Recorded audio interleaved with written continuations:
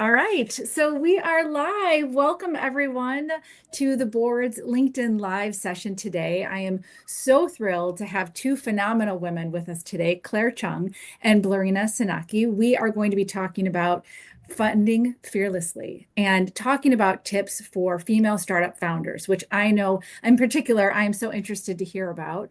And how we're going to do this is I'm just going to ask you guys a couple of questions. We'll have conversation just to kind of at least talk about candidly some of the hardest moments at the beginning of these kind of raises. And the two of you have had such a breadth of experience. And Claire, you can bring definitely for us the founder lens, building, pitching, and navigating early stage capital as a female entrepreneur.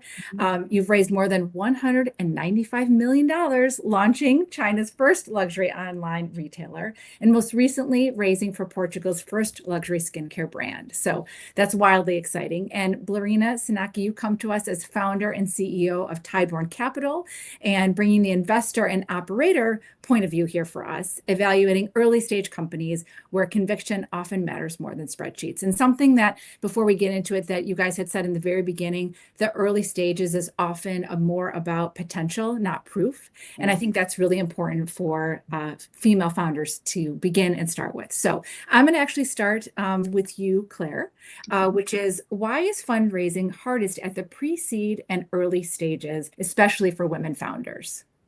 I think, it's harder for women because women are generally more humble and more conservative and not used to like talking big, right? And especially in our industry with brands, what I'm seeing is I want to first talk about pre-money. I think this is the most challenging. Pre-money is where you're trying to sell an idea. And you haven't really launched yet and you haven't made any revenues yet, right? And the tech world and software, it's very easy to raise. But I think for our audience, which is mainly brand owners, I think that's where your evaluations is based on your assumptions of the future. I've been very lucky because I was working in the China market. Lei Jing, the founder of Xiaomi, was our angel investor, right? And I think that for these brands, unless you have a special groundbreaking IP, game-changing, unique kind of value proposition, or exceptional management team, or celebrity, that always helps to raise as well. It's hard to get out on the kind of pre-seed, right? As a benchmark for fashion or beauty brands, an emerging brand, the valuation is usually like very low, times 1.5 times 3 multiples. So in the pre-seed or pre-money, you're really selling the opportunity. And so as women, they're a little more shy. You really have to know your numbers. You need to really know the P&L. And it's we actually have to do both. We have to talk big and talk vision, talk big picture, but also then be able to drill down into the P&L, into the numbers. And I think this is very important, using the numbers to tell a story. Yeah. Yeah. I was just going to say, one of the things you mentioned early on when we spoke about this is the power of storytelling within this, especially when you don't have the metrics that you really feel comfortable with, which I think is critical. So Blerina, from the investor side, what are VCs underwriting when revenue is minimal or zero? Yeah, Claire, thank you for all of that. Christina, thank you for the question. The VCs, early stage investors, angel investors at that stage are underwriting conviction. And they are underwriting knowing that you are in it for the long run, that you can be adaptable, that you have that ability to change your mind. It's going to happen a lot. And that's really what the signals that we are looking for at this stage. You mentioned it earlier, the spreadsheets are thin. We're not looking at those just yet, but we are looking at, can this founder, male, female, be able to deliver on what we see on paper? Is the market ready for the problem that is being solved? Prior to that, I jumped immediately to the problem and the solution. But prior to that is understanding the problem critically, right? Is the problem easy enough for me to understand as an investor? Is the solution the right one? And then critically, is this founder with his or her team the right team to be able to solve for it? These are very universal. They matter quite a bit in early stage, as you mentioned, when those spreadsheets are super, super thin, and conviction needs to be there on both sides of the table. And then I want to add here, as a pre-seed investor, as an early stage investor, the hope is that as I'm coming in, I have an opportunity to be part of the solution with you. Sometimes we can be just checks as far as investors are concerned, but the ones that have been really kind of groundbreaking for me and have made me lean in is that sense and that feeling that, wow, I'm entering something super, super early on, and I have an invitation on the table to be able to solve this with a team. Right. And I love how you talk about it, because it makes me lean into excitement versus so much fear. Again, speaking as somebody that's kind of been in this area a little bit. And so as we talk about the thin metrics and those papers that are not chock full with those numbers, do you have any compelling pitches that you've seen in pre-seed, or ones that were really unforgettable to you? I have, yes. And actually, I'm getting goosebumps as I'm thinking about this. It has been quite a few female founders that have made me lean in significantly. And I'm as I say lean in, and I'm actually leaning in as I say that. And I'm on Zoom and on Google Meet quite a bit, and that is kind of an indication for me that this is something super interesting when I am shifting on my chair and trying to understand more. When that happens, it's founders that are telling a story and have a solution from something that they feel really, really deeply, and a pain point that they have felt.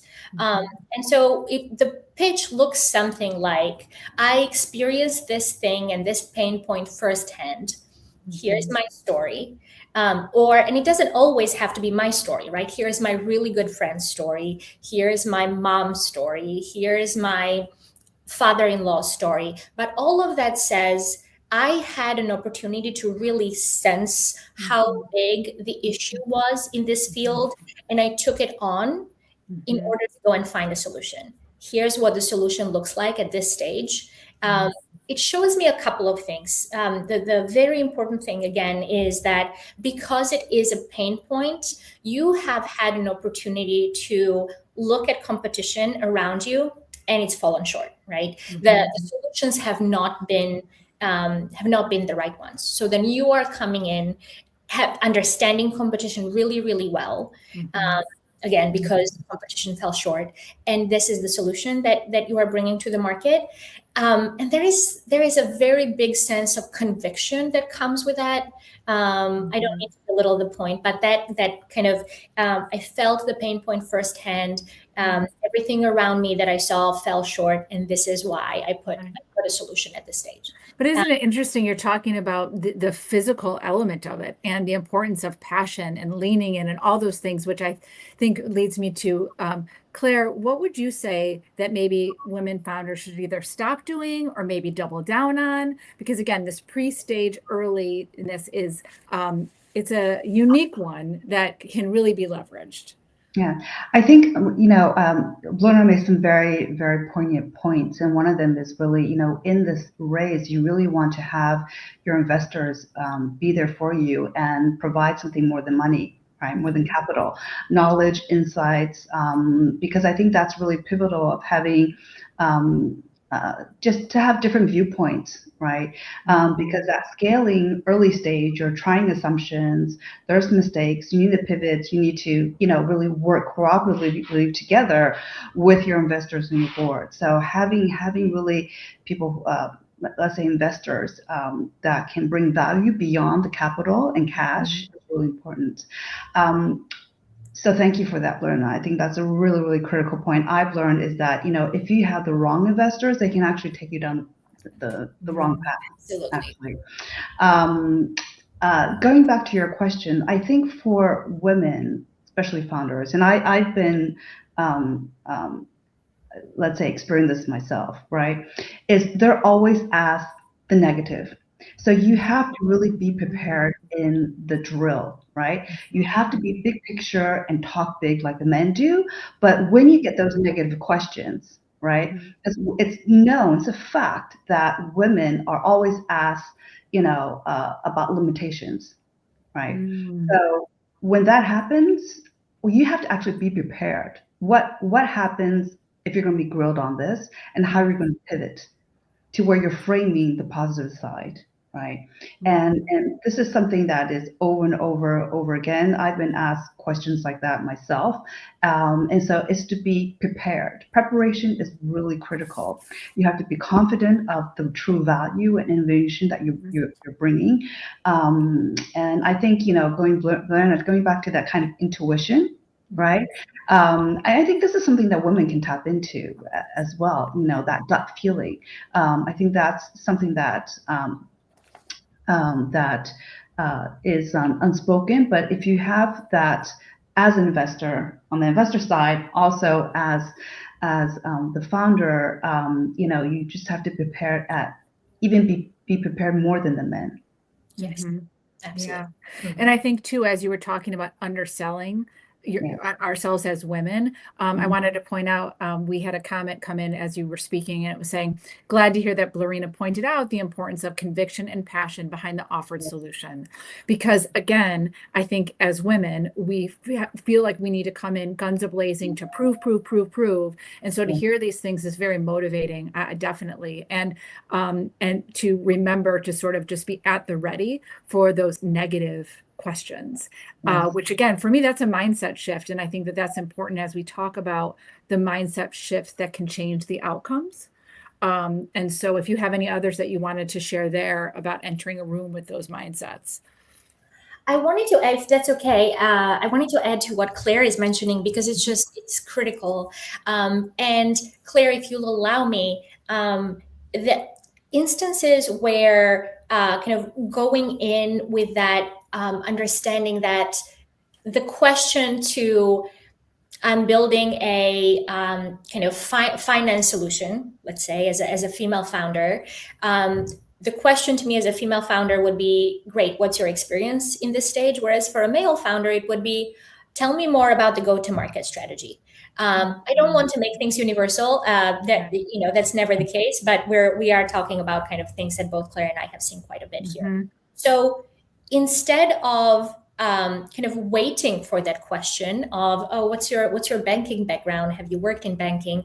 Mhm. Making that expectation almost part of the pitch would look something like, I'm building an XYZ solution in the finance space. And you talk a little bit more about the product and the problem, and then you make part of the pitch your expertise and what you bring to the table. For me, it would look something like, I've closed $2.5 billion worth of partnerships in my 14 years at Google. I work across borders, break down cultural barriers. And so that becoming part of the pitch almost in a way that takes you from a defensive mind frame to here's my story, I think that's very powerful.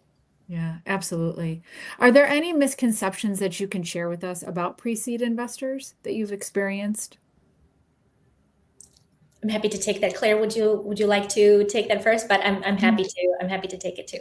Yes. Well, I think for the on the investor side, I mean, again, it's going back to really thinking about, because when you're trying to fundraise, it's the same effort to do 1 million as it is 3 million or 5 million, right? And of course, you want to get the money in, and there's always the temptation to bring as many people as you can to reach that monetary goal.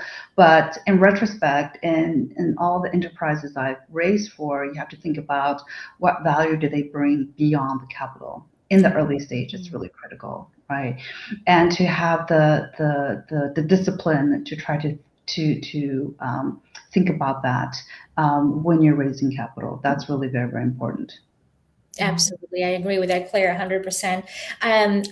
Just to add to what you're saying, it's uncomfortable, but if the relationship that and it is a relationship that you are entering in once you accept that check, there may be times where you have to say no. And I know that it feels really uncomfortable at that early stage, but thinking about, is this someone that I want to be in a relationship with for 5 years? Someone that I want to report back to on an ongoing basis, be it a person or an institution. These are questions that founders need to ask themselves. Yes, the check looks super lucrative, but think about the questions that will keep coming up following the acceptance of that check. I've had female founders that have walked into rooms and have been asked, "Where is your male co-founder?" Wow. And so it's not a comfortable question to be asked, especially if there's no need for a male co-founder, but also, is this a check you want to accept? For some people it's a yes, for others it's a no. So Claire, all of that to say that I agree with everything you're mentioning, and to really think sometimes about what are the handcuffs that I am putting on should I be accepting this check. Yeah, and another that's a very very important point that you made. And one other item I want to add to that, and this is where, especially if you're raising internationally, there are huge cultural expectations and relationships with money. Yes. I've really noticed this living in 5 different countries, but one of the things that I suggest you ask the investor at a certain point is, so what are your expectations?